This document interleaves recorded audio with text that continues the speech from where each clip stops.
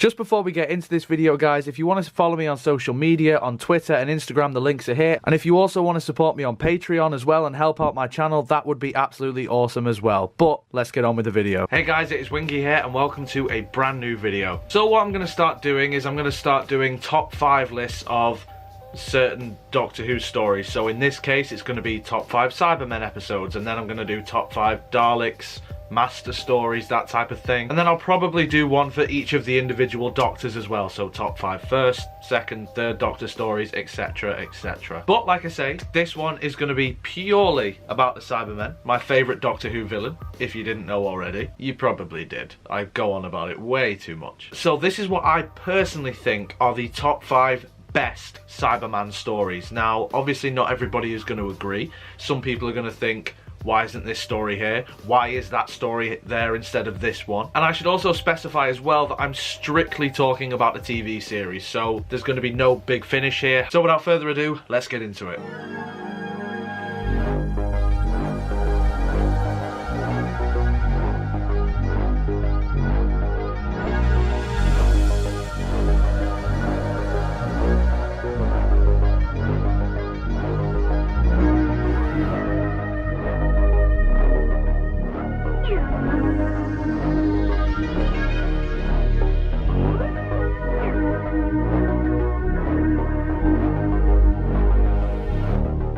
So starting off with number 5 then, I'm going to go back to the very beginning and we're going to talk about the 10th planet. I'm actually very surprised how much I actually do like this story. When I first heard about this story and I saw some of the images from it, I was kind of like, you know, doesn't look that great. Then again, it's classic Doctor Who. It's 60s Doctor Who, you can't really hold special effects against it. But the more and more I thought about it, and especially after watching it, the lack of quote-unquote good special effects actually kind of help it out. The Cybermen design in this, in particular, I think are just horrifying. Now, some people might think, well, obviously they look shit, but I mean literally scary, horrifying. There is something genuinely unnerving about these Cybermen. Like, you can see that they are mostly robotic, but they do have that human aspect to them as well, like the human hands and the cloth faces, where you just know that there's a rotting corpse underneath that cloth mask. But the story itself is actually really cool. Funnily enough, they discover that there is a 10th planet. Now this obviously turns out to be Mondas. The Cybermen, they come down and invade, and it's up for the Doctor and friends to stop their invasion. What I love about this is you get a real sense of the fact that the Cybermen aren't particularly out for any universal domination. They're not out there for murdering whoever they can, for just power. They just want to fix people, and what they mean by fix people is make them just like them. I mean, Cybermen say this all the time, like stuff like you will be upgraded and you will be like us and stuff like that. There's a really great scene with the Doctor where he's talking about, well, have you no emotions? And I think there's a scene later on as well where Polly says something like, well, don't you care? And the Cyberman just replies saying, care? No, why should I care? Obviously not in that way, but in its creepy monotone voice. The voices are actually really effective too. But obviously this story is known for the first Doctor regenerating. However, there is more to it than that. It isn't just the first Doctor's last story, it's also a very good Cyberman story. And look, I know 60s Doctor Who isn't necessarily the best when it comes to special effects, but this time around I actually think it enhances it. So sticking with the 60s, I'm going to go with Tomb of the Cybermen. Now this one I think is brilliant. To be honest, not all of it has aged well.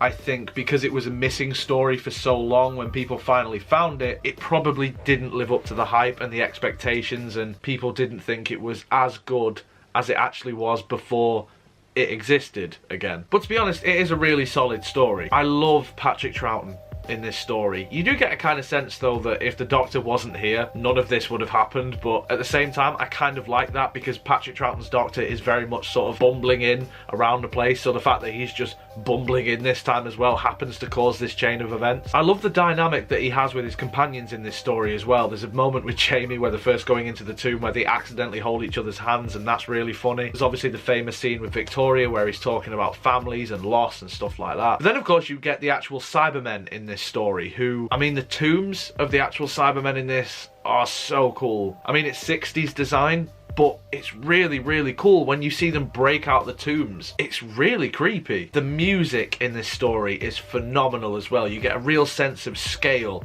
and power, especially the Cyberman music in this. We get our first introduction to the Cyber Controller, who I think is a really cool addition. I think the voices of all the Cybermen in this story are a bit difficult to understand at times. I think you need to watch it a couple of times. It's kind of like Bane in The Dark Knight Rises. You can get most of it, but you need to rewatch it a couple of times to get everything. Obviously, by this point, the Cybermen had upgraded, shall we say, and so throughout the 60s their design is constantly evolving, and I like the fact that going from the 10th planet, where they are very sort of half humanoid, half robot, these Cybermen are very robotic. Now, for some people that is an issue, but I kind of like that. I like seeing how they grow, particularly throughout the Patrick Troughton era. It's just a fun yet creepy little 4-part story from the 60s. So next I'm going to the one and only new series story that is going to be on this list, because quite frankly I think that the Cybermen have been shafted in the new series. Personally, I think World Enough and Time and the Doctor Falls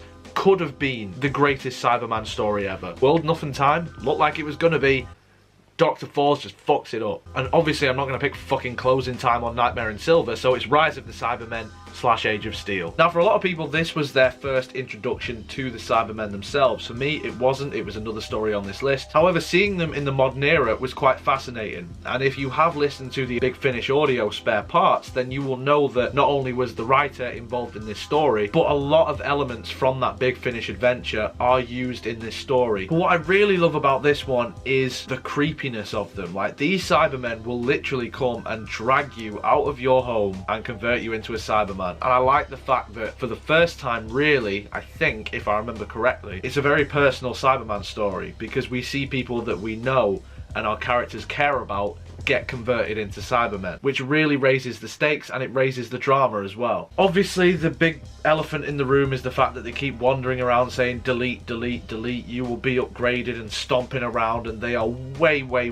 way too robotic. Like, I know I just praised the Tomb Cybermen for being more robotic, but these ones, they don't really feel like they have any humanity in them whatsoever. Like, these are just people, then robots. The others, you saw them evolve, so that's why I kind of give the Tomb ones a pass. But saying that, there is some really creepy moments. I love where Mickey and Ricky are running from the Cybermen, and then you see the shadows cover the Cybermen after they've just murdered Ricky. I love the scene where the Doctor and Mrs. Moore open up a Cyberman, and the Cyberman is asking about her wedding day and where's Gareth. John Lumick is a pretty cool villain as well. He's just basically Cyber Davros, let's be honest. He's still really good, and I quite like the fact that he ended up as a cyber controller. I also like the parallel world aspect to this story as well. So yeah, this for me I think is the best overall Cyberman story of the entire new series thus far. So we're getting into the top 2 now, and the second place for me is going to be The Invasion, also with Patrick Troughton back in the 60s. I recently did a full-on review of this story on my Patreon, so if you want to follow me on there, then you can go and check it out. So I'm not going to talk in too much detail about it, but what I will say about this story is, one, even though it's 8 parts, it really doesn't feel like 8 parts. Like, this story just goes by like that. I think parts 1 and 4 are animated and a cartoon, but the rest of it still exists. It doesn't really take you out of it too much. Like, when I saw this as a kid, obviously as a kid I was like this proper bouncing off the walls, getting bored every 5 seconds type. But this story kept my attention for 8 parts, which is a very, very, very long time. So it just shows you the quality of this story. The music in this story, again, is just fantastic. We have a human villain again in this story who I honestly think is one of the best one-off human villains that we have ever had in Doctor Who. They also add a bit to Cyberman lore when they have the Cyber Planner, and there's just so many memorable moments throughout this story that it's just a joy to watch. The Cybermen don't actually appear until the end of part 4, but the story is so interesting that you don't really care. It all builds to it naturally. Like, everything about this story is so fun and so engaging and so mysterious. This story was basically the precursor to the Jon Pertwee era, and no wonder they went with this formula, because it works so well here. Plus, I really like the cyber helmet design in this one. I think it's really, really cool. It's so blank and just emotionless, which obviously that's what Cybermen should be. However, it's not my favourite story, and it's not my favourite design of Cybermen either. This one is. Should I carry on the video with this helmet on? I don't know if you guys can actually properly hear me. I'm so tempted to carry on the video like this. So anyway, my number one choice, obviously, is Earthshock. That is way heavier than you think it is. Like, it is not fun to keep that on your head for too long. So of course, Earthshock is going to be my number one. Most people going into this video, knowing me and knowing my channel, probably assumed that from the get-go and were just kind of curious about what the other four were going to be. Earthshock is special to me because it is not only the first Cyberman story that I saw, it's the first Peter Davison story that I saw, and it's also the second ever classic Doctor Who story that I saw. Like, I have such nostalgia for going into WH Smith and picking up this DVD. It was so exciting for me as a kid delving into the classic era, and this was one of the first stories on that journey for me of exploring it all and discovering it all. But not only that, it's just a fucking good story. It's creepy, it's atmospheric. Part 1 especially is really claustrophobic. There's some really, really good supporting characters in this. There's also Beryl Reid. There's a lot of tension throughout this entire story. You get the sense that something is going to happen. Like, this isn't just going to be your typical Doctor Who story where the Doctor and co land, stuff happens, the Doctor sorts it, bye, see you later. This story has consequences, and you really do feel the might of the Cybermen in this story. Like, I genuinely feel like these are the most powerful the Cybermen have ever been. People complain that the Cybermen in this are too emotional. For me, I kind of like it because it gives you a sense that there is still some humanity in there, but it's just not quite coming through properly. And when you think about it like that, it is a lot more chilling. Music, again, in this one is brilliant. March of the Cybermen, oh my god. If you haven't heard that track, just go on YouTube because it's there. It's such a brilliant piece of music. The Doctor really isn't in control throughout this entire story. He's having guns pointed at him, he's got androids after him, the cyber leader clearly has the authority over him. There's a scene where they're talking about emotion and compassion, and the cyber leader's saying, so you don't see this as a weakness? And he's like, no, I do not. So the cyber leader's just like, okay, kill the woman, obviously meaning Tegan, and the Doctor's just like, damn. So the cyber leader just knows that he's got the Doctor by the bollocks like that. People always ask me all the time, like, if you could pick 5 Doctor Who stories, like sort of Desert Island discs, but for Doctor Who stories, this is definitely on there for me. This is honestly quintessential Doctor Who. Like, I honestly believe this is a must-see story for any Doctor Who fan. Every single thing about it is great. I know I mentioned before Beryl Reid isn't too great, but you can honestly overlook that. I don't think there's a dull or a bad moment in this entire story. Like I say, you've got part 1 in the cave where it's really claustrophobic and atmospheric. You get to know these different characters throughout parts 2 and 3. You get to see the might of the Cybermen throughout the story. There's nice little callbacks to previous Doctor Who stories and previous Doctors, and this story actually has consequences for the Doctor. Like, everything about this story I think is phenomenal. And that is going to be my top 5 Cybermen stories. In the comments below, guys, let me know what you think. Do you agree with my list? If not, what would your list be? And also, as a side note, what is your favourite Cyberman design? Now, at some point I will be ranking the Cybermen designs. I mean, obviously I'm doing that ranking Doctor Who series, but I think Ace Creeper's literally just done that exact same video, so I'm not going to be accused of copying him, so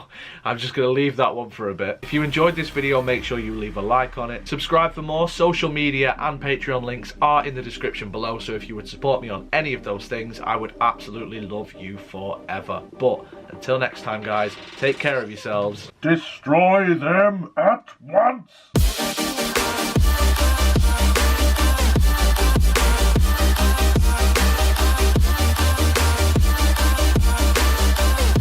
This is honestly just one of the best purchases in my entire life. I love it.